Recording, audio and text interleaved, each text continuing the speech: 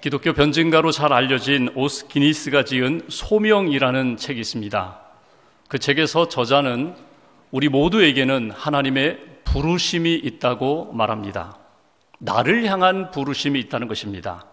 하나님에 의한, 하나님을 위한, 하나님을 향한 부르심이 나에게 있다. 지금도 내게 있다. 그러면서 그는 부르심의 두 가지를 이야기합니다. 1차적인 부르심이 있고 2차적인 부르심이 있다. 1차적인 부르심, 그 부르심은 하나님께로의 부르심, 구원애로의 부르심입니다. 우리를 불러주셨습니다. 하나님 앞에 나오게 하셨습니다. 하나님을 믿게 하셨습니다. 하나님이 보내신 예수님을 믿고 구원받게 하셨습니다. 구원의 확신을 갖고 이 땅에서 하나님의 자녀로 살게 하신 구원애로의 부르심이 우리에게 있다는 것입니다. 그리고 이 1차적인 부르심에 믿음으로 응답하고 믿고 구원받은 모든 사람들에게는 곧 이어서 하나님의 두 번째 부르심이 따라옵니다. 그 2차적인 부르심은 사역애로의 부르심입니다. 구원받고 하나님의 자녀가 되어서 내가 무엇으로 하나님을 섬길까? 무엇으로 하나님의 나라를 확장시킬까? 무엇으로 주의 몸된 교회를 든든히 세워갈까?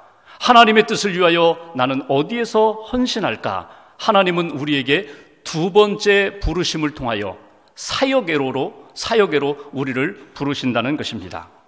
오늘 주일 예배에 오신 모든 분들은 적어도 1차적인 부르심에 응답하신 분들입니다. 예수 믿고 구원받아 하나님 앞에 예배드리기 위하여, 하나님을 찬양하기 위하여, 나의 믿음을 고백하고 하나님의 영광을 체험하기 위하여 오신 분들입니다. 예수님을 아직 믿지 않는 분들도 이 예배를 통하여 하나님의 음성을 들어볼까? 내가 한번 믿음을 가져볼까? 적어도 하나님의 부르심에 응답하여 이 자리에 오신 분들입니다. 그러나 아직 예수 믿고 구원은 받았는데 2차적인 부르심에 대하여 경험이 없는 분들, 아직 2차적인 부름에 대하여 다시 한번 믿음으로 고백하며 헌신이 없는 분들도 이 자리에 있을 것입니다. 한번 제가 질문을 던져봅니다. 여러분 스스로에게 한번 질문을 던져보시고 아멘으로 한번 답을 해보십시오. 하나님께서 나를 부르셔서 구원받게 하셨음을 여러분 믿으십니까? 하나님께서 나를 부르셔서 사역할 수 있도록 하나님이 나를 부르셨는데 그 사역에 순종하고 계십니까? 벌써 이 아멘 소리가 좀 작아지잖아요. 나는 예수 믿고 구원받았습니다. 아멘. 오늘 밤에 죽어도 나는 천국에 갑니다. 나는 구원의 확신이 있습니다. 아멘. 여러분 자신 있게 아멘 하시는 분들도 하나님께서 나를 부르셔서 사역의 현장으로 나를 지금도 부르고 계십니다. 나는 그 현장에 나는 순종하며 나아가겠습니다. 여기에 대해서는 아멘으로 자신 있게 답하지 못하는 분들도 적지 않습니다. 인생을 살아가면서 나는 하나님의 부르심 속에서 살고 있다. 하나님이 나를 부르셔서 구원받게 하셨고 하나님이 나를 부르셔서 내 삶의 현장에서, 신앙의 현장에서, 사역의 현장에서 지금도 하나님과 동행하며 믿음의 역사를 경험하고 있다. 여러분 이런 믿음을 가지고 체험을 가지고 산다는 것은 참으로 귀하고 복된 일입니다. 성경의 역사를 보시면 하나님이 시대마다 사람들을 부르셨습니다.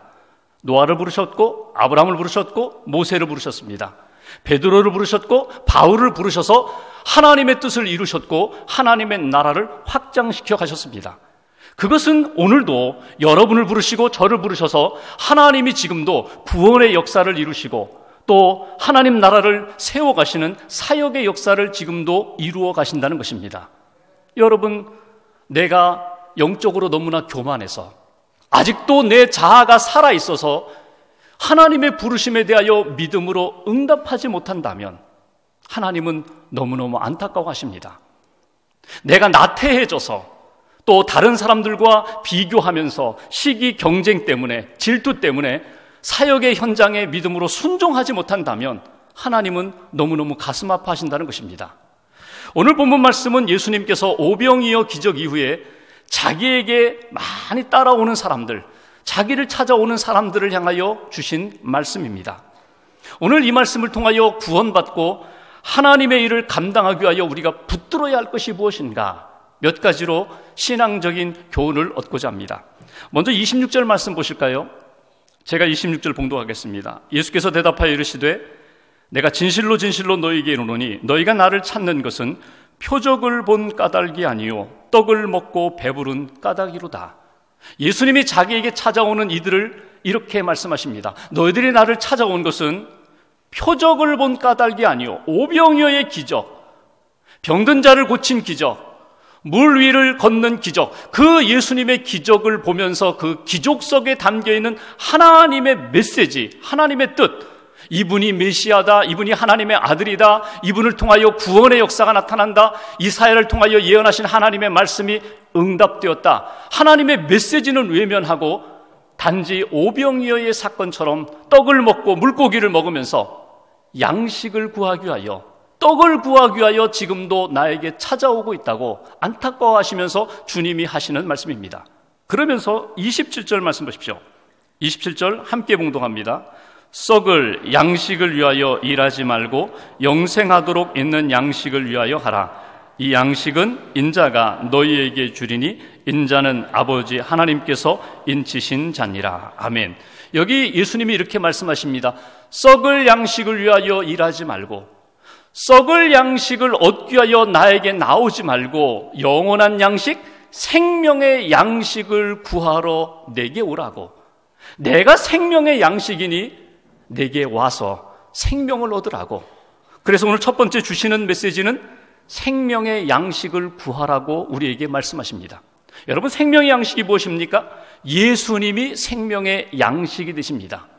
당시에 유대 사람들은 참 가난했습니다. 갈릴리에 사는 사람들, 가버나움에 사는 사람들 가난했습니다. 하루 배불리 먹으면 그것으로 너무나 기뻐했어요. 로마가 지배하던 시대의 정치, 경제, 사회, 문화, 종교, 이 모든 것들이 참 삶을 어렵게 하던 그때에 예수님이 등장하자 저분이 메시아다, 저분이 구원자다, 그러면서 곧 그들은 이렇게 생각합니다. 저분을 왕으로 삼자, 저분을 임금으로 삼으면 정치 문제 해결될 거야, 경제 문제 해결될 거야, 우리의 삶에 묶여있는 것, 가난한 것, 이 모든 것 해결될 거야. 그래서 예수님을 왕으로 세우고자 했습니다. 왕으로 세우고자 했던 그 마음속에는 무엇이 담겨 있는가 하면, 저분이라면 먹을 것 문제없어, 저분의 능력이라면 우리를 누르고 묶고 있는 모든 그 사회적인 문제 해결될 거야. 그래서 예수님을 왕으로 삼고자 많은 사람들이 몰려들고 있습니다. 근데 예수님은 그들을 바라보시면서 뭐라고 하셨어요? 너희들이 나를 찾는 것은 썩을 양식을, 잠깐 동안 있다가 사라질 육신의 양식을 구하러 내게 오는데, 내가 정말 바라는 것은 썩지 않을 영원한 양식, 생명의 양식을 구하라고. 예수 그리스도, 내가 생명의 양식이니 나를 구하라고, 나를 믿으라고, 나를 바라보라고. 그것이 예수님이 주시는 메시지입니다. 여러분 스스로에게 질문을 던져보십시오. 오늘 여러분 주님 앞에 오셨습니다. 예배를 드리며 내 마음이 무엇을 향하고 있는가? 무엇을 구하고 있는가? 내가 무엇을 간절히 사모하고 있는가? 여러분 예수님을 사모하십니까? 아니면 예수님이 주신 여러 가지 선물들을 사모하며 혹이라도 여러분 예배드리고 있지는 않습니까? 여러분 돌아보십시오. 내가 정말 예수 그리스도를 그렇게 간절히 찾고 있는가? 예배를 드리며 주님을 바라보며 정말 영적인 배고픔으로, 영적인 가난함으로 주님을 간절히 찾고 있는가? 사도 요한이 요한 3서 1장 2절에 그는 이렇게 표현합니다. 사랑하는 자여, 내 영혼이 잘됨같이 범사가 잘되고 강건하기를 간구하노라. 사실은 편지 문안 인사입니다. 여러분이 문안 인사 속에 주목할 것이 있어요. 사랑하는 자여, 내 영혼이 잘됨같이, 나 자신에게 하는 이야기입니다. 내 영혼이 잘됨같이 내가 모든 일이 잘되고 강건하기를 간구한다. 그러면서 내 영혼의 문제는 외면하고, 내 영혼이 병들거나 상하거나 궁핍해지는 것, 연약해지는 것, 거기에는 관심 갖지 않고 내 사업이 잘 되는 것, 내가 건강한 삶을 사는 것, 사람들로부터 인정받는 것, 거기에만 내가 몰두하고 있지는 않나. 다시 한번 우리 자신을 점검해 보아야 한다는 것입니다. 여러분 오늘 예수님이 주시는 메시지가 무엇입니까? 생명의 양식을 구하라. 영적인, 하나님이 주신 영적인 풍성함을 위하여 예수를 놓치지 말아라. 예수님께 집중하라. 예수님을 바라보라고. 예수 믿고 구원받은 자로서 하나님의 일을 잘 감당하려면, 믿음의 승리자가 되려면 영적인 양식, 생명의 양식인 예수를 놓치지 말아라. 예수를 구하라. 예수님께 집중하라. 이것이 오늘 우리에게 주신 첫 번째 메시지입니다. 두 번째 메시지 한번 보십시오. 28절 말씀 보겠습니다. 28절 제가 봉독합니다. 그들이 묻되 우리가 어떻게 하여야 하나님의 일을 하오리이까. 여기 27절과 28절 사이에는요, 숨겨져 있는 장면이 있어요. 예수님이 말씀하셨죠? 썩을 양식을 위하여 살지 말고, 썩을 양식을 위하여 너희들 나에게 나오지 말고 영원한 생명의 양식을 구하며 내게 오라고. 그러니까 그들이 막 생각해 보는 거예요. 그리고 던진 질문이 28절, 우리가 어떻게 하여야 하나님의 일을 하오리까. 여기 하나님의 일이라고 단수로 우리 성경에는 번역이 되어 있는데, 원어를 보면 에르가 복수입니다. works. 어떻게 하면 하나님이 원하시는, 기뻐하시는 일들을 할 수 있겠습니까? 어떻게 하면 내가 하나님을 기쁘시게 하고 하나님 마음에 들고 내가 영적인 생명을 얻을 수 있는 그런 일들을 내가 찾을 수 있겠습니까? 이렇게 예수님께 질문을 던졌습니다. 예수님의 답변 29절을 보십시오. 29절 같이 봉독합니다. 예수께서 대답하여 이르시되 하나님께서 보내신 이를 믿는 것이 하나님의 일이니라 하시니, 예수 그리스도, 하나님께서 보내신 예수님을 믿는 것이 하나님의 일이다. 에르곤 단수. 하나님의 일, 여러 가지 복잡한 일들, 다양한 일들, 무엇을 하면 내가 인정받을까? 무엇을 하면 내가 하나님 마음에 들까? 그 일을 먼저 찾지 말고 믿음을 먼저 찾으라고. 예수를 제대로 좀 믿으라고. 오늘 그래서 두 번째 우리에게 주시는 메시지, 생명의 양식을 믿으라는 거예요. 예수님을 믿으라. 예수님도 믿으라가 아니라 오직 생명의 양식인 그분만 믿어라. 그분을 믿고 그분이 원하시는 뜻 가운데 살면 나머지 우리에게 주신 모든 사역들도 감당할 수 있을 거야. 이것이 우리에게 주신 예수님의 메시지입니다. 유대 나라 당시 예수님 시대의 사람들이나 오늘 이 시대의 우리들도 나름대로 사람들을 이렇게 분류를 합니다. 쉽게 이렇게 생각해 보죠. 좋은 사람, 착한 사람, 선한 사람, 나쁜 사람, 악한 사람, 못된 사람. 여러분 어디에 속하세요?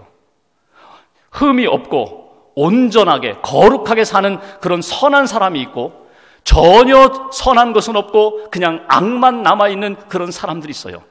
근데 이쪽에 속한 사람들은 극히 아주 보기가 힘들어요. 대부분의 사람들은 어디 있어요? 이 중간 그룹에 다 있어요. 이 중간 그룹에서 나름대로 이렇게 생각합니다. 오늘 예수님께 질문을 던진 것처럼 우리가 무엇을 해야, 우리가 어떻게 해야 하나님 앞에 인정을 받겠습니까? 우리가 어떻게 해야 구원을 받을 수 있습니까? 선한 역사를 이룰 수 있겠습니까? 예수님이 뭐라고 말씀하세요? 이 범주 안에 있는 사람들이 내가 무엇을 행함으로 선한 자리로 옮겨지는 것이 아니라 예수 그리스도, 하나님께서 보내신 그분을 믿을 때에 하나님의 백성으로, 하나님의 자녀로, 구원받은 백성으로 하나님이 옮겨주시느니라. 하나님이 새로운 피조물로 만들어주신다고 우리에게 말씀해 주십니다. 그래서 생명의 양식 예수 그리스도를 제대로 믿으면 하나님이 우리에게 원하시는 생명뿐만 아니라 이 땅에서 우리가 감당해야 할 사역도 믿음으로 감당하게 되는 거야. 예수님 제대로 믿으라고. 여러분 믿는다는 게 뭐예요? 믿음은 선물이라고 하셨거든요. 내가 만들 수 있는 거나 내가 완성시킬 수 있는 것이 아니라 믿음은 하나님의 선물이라고 하셨어요. 하나님이 하시고 저는 순종하고 따라갑니다. 저는 연약합니다. 저는 부족합니다. 저는 허물이 많습니다. 저는 하지 못하지만 하나님은 하셨고 하나님은 하고 계시며 앞으로도 하나님은 하실 줄 믿습니다. 이 믿음으로 사는 거예요. 저는 못해요. 우리는 못해요. 그러나 우리가 믿는 하나님, 우리에게 보내주신 예수님을 믿을 때 나는 그 일을 감당할 수 있습니다. 그 믿음 가운데 살아가라고 우리에게 말씀해 주십니다. 여러분, 오늘 우리에게 주님은 분명히 말씀하십니다. 생명의 양식을 믿어라. 생명의 양식을 믿을 때 구원을 받고 생명의 양식 예수 그리스도를 믿을 때 내 인생이 달라지고 사역이 달라진다고. 이것이 오늘 우리에게 주신 두 번째 메시지입니다. 세 번째 30절 말씀 보실까요? 제가 봉독합니다. 그들이 묻되 그러면 우리가 보고 당신을 믿도록 행하시는 표적이 무엇이니까? 하시는 일이 무엇이니까? 여러분, 이 말씀이 뭐예요? 내가 생명의 양식이다. 나를 구하라. 나를 믿으라. 그러니까 그들이 이렇게 합니다. 당신이 진짜 하나님의 아들이라면, 메시아라면 증거를 보여주십시오. 확실한 증거를 표적을 보여주어서 우리로 하여금 자연스럽게 믿게 해달라고. 그러면서 이런 이야기를 합니다. 구약시대의 광야에서 이스라엘 백성들이 만나를 먹은 것처럼, 광야에서 예수님 당신이 오병이어의 기적을 행한 것처럼, 그 옛날 그 구약시대 모세가 하늘의 떡을 가져다가, 만나를 가져다 백성들에게 다 40년 동안 먹인 것처럼 우리에게 표적을 보여달라고. 예수님이 뭐라고 이야기하십니까? 모세가 준 것 아니다. 하나님이 주신 떡이다. 그 떡은 잠깐 먹고 그 다음날 또 배고파서 가져다가 먹는 만나지만 참떡을 하나님이 주셨다. 그 참떡이 무엇이라고요? 35절 말씀, 오늘 요절입니다. 35절 함께 봉독하겠습니다. 예수께서 이르시되 나는 생명의 떡이니 내게 오는 자는 결코 줄이지 아니할 터요 나를 믿는 자는 영원히 목마르지 아니하리라. 아멘. 예수님이 말씀하세요. 내가 생명의 떡이다. 내가 생명의 떡이다. 내가 생명의 떡이니 내게 오는 자는 결코 줄이지 아니할 터요 나를 먹는 자는 영원히 목마르지 아니하리라. 나를 먹으라는 거예요. 생명의 양식을 먹으라는 거예요. 예수님을 먹으라는 거예요. 예수님을 먹는다는 게 뭘까요? 생명의 양식을 먹는다는 게 뭘까요? 생명의 양식 되시는 예수님과 깊은 교제 속에, 관계 속에서 살아갈 때 믿음의 역사도, 그리고 사역의 역사도 너희들이 경험하게 될 거야. 그래서 오늘 세 번째 주시는 메시지, 생명의 양식을 먹으라. 여기 생명의 양식, 이 생명은요, 비오스, 헬라어로 비오스, 우리 영어로 바이오, 우리 육체적인 몸을 이야기하는 것 아닙니다. 조에, 이건 영적인 생명입니다. 내가 영적인 생명의 양식이 된다. 생명의 떡이다. 나를 먹으라. 여러분, 떡이라고 번역을 했는데 원래는 이 빵이죠. 빵. 내가 생명의 빵이다. 이스라엘 백성들은 빵을 주식으로 먹었어요. 근데 우리 문화로 바꾼다면요, 여러분, 예수님이 내가 생명의 밥이다 이렇게 표현하시는 게 맞을 거예요. 여러분, 반찬은요, 어떤 사람은요 반찬 투정해서 이건 먹고 저건 안 먹고, 오늘은 이거 먹고 저거 먹을 수 있지만 밥은 항상 먹잖아요. 어제도 먹었고 오늘도 먹고 내일도 먹고. 이거는 선택사항이 아닙니다. 내가 생명의 떡이다, 생명의 밥이다라는 것은 예수님이 내 인생의 구원의 선택사항이 아니라는 거예요. 그분은 필수 조건이라는 거예요. 밥이라는 게 무엇입니까? 한 번 먹고 일주일 그냥 지나갈 수 있는 것이 아니라 매일매일 먹어야 하는 것처럼 예수님과의 관계, 생명의 관계는 끊임없이 지속되어야 한다. 이것이 예수님이 주신 말씀입니다. 그래서 생명의 양식을 먹으라는 것은 여러분, 오늘도 또 한 주간도 끊임없이 예수님과 교제하며, 성령님과 교제하며 예수님의 말씀과 관계를 맺으며, 하나님이 내게 오늘도 원하시는 게 뭘까? 이 문제에 대하여 하나님의 뜻이 무엇일까? 이 어려움에 대하여 하나님이 말씀하시는 그 길은 무엇일까? 끊임없이 주님과 교제하며 하나님이 원하시는 길을 걸어가라. 그것이 믿음의 길이고 그것이 사역을 잘 감당하는 길이라고 오늘 예수님은 우리에게 가르쳐 주십니다. 존 비비어라는 목사님이 계세요. 책을 많이 쓰셨는데 그분이 쓰신 순종이라는 책에 보면 자기 젊었을 때 이야기가 나와요. 1980년대 본인이 올랜도에 있는 어느 큰 교회에 고등부 담당 교역자로 부임하게 됩니다. 학생부, 고등부 담당 교역자로 부임해서 사역을 하는데, 사실 자기는 이 청소년 사역을 해본 경험이 없어요. 그러니까 청소년 사역을 잘한다는 교회의 자료를 받고 책을 찾아서 그걸 많이 익혔어요. 많이 읽는 가운데 루이지애나 주에 있는 한 교회가 청소년 사역을 너무너무 잘한다는 글을 읽게 됩니다. 그 교회를 방문해 봅니다. 그랬더니 막 1,500여 명이 모이는 거예요. 고등부만, 하이스쿨 학생들만 1,500명이 모이는 것에 충격과 감동을 받습니다.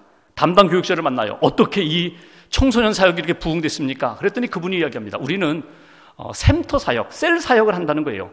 금요일 저녁이 되면, 오후가 되면 100개의 셀이, 이 샘터가 학생들 사이에 있다는 거예요.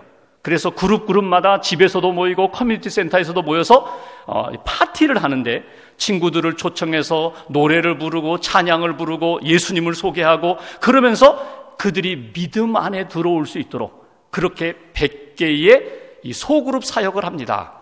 아, 이거다. 우리 교회에서도 해야 할 사역은 이거다. 교회에 돌아와서 담임 목사님께 보고합니다. 우리도 그 루지애나 교회처럼 우리도 그런 사역을 하고 싶습니다. 준비하라고 8개월 동안 준비했습니다. 학생들에게 광고를 하고 지도자로 헌신할 학생들 했더니 70명이 헌신하겠다는 거예요. 70명 가운데 이렇게 훈련해서 24명의 소그룹 리더를 잘 준비했습니다. 그리고 이제 3주 후에 이제 이 사역을 시작하려고 하는데 어느 날 교역자 회의를 하는데 목사님이 이렇게 말씀하세요. 지난주 내가 하나님 앞에 기도하면서 성령님이 나에게 우리 교회 사역 가운데 조정해야 할 사역이 있음을 저에게 말씀해 주셨습니다. 그러면서 소그룹 사역을 이제는 여기까지만 하고 사역의 방향을 바꾸기로 했습니다. 이 빌 목사님은, 존 비비오 목사님은 속으로 생각해서 학생부는 아니겠지. 어른들만 사역의 전환이 일어나고 이 학생부는 아니겠지. 근데 학생부도 예외가 없다는 거예요. 목사님에게 갔어요. 그리고 막 따지다시피 아니 하라고 하실 때는 언제고 지금 이렇게 막으시면 어떻게 합니까? 우리가 이렇게 다 준비를 했는데 8개월 동안 준비했는데 여기서 그만두라고 하시면 어떻게 합니까? 아니라는 거예요. 우리 교회 공동체 전체가 다 하나님이 원하시는 사역으로 방향을 바꾸기로 했다고.